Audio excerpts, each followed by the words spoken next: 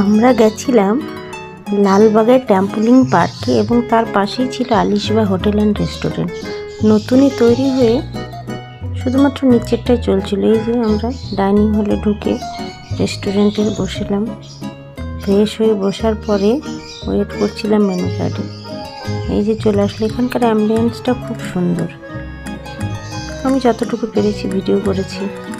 দুপুরবেলা বাচ্চাদের খুব খিদে পেয়েছিল।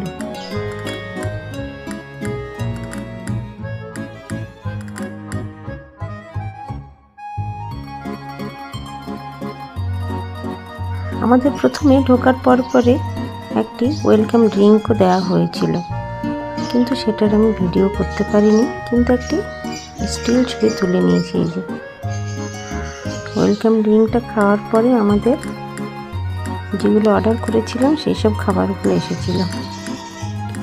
পরিবেশটা খুব সুন্দর ছিল।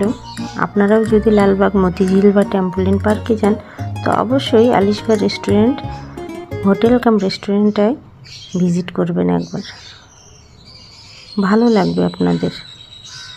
আমাদের তো ভালোই লেগেছে। এই যে আমাদের খাবারগুলো চলে এসেছে। বিরিয়ানি, তন্দুরি রুটি, মটন কষা। খুব চেটেপুটে খেলো। দুপুরবেলার খাবার বলে কথা।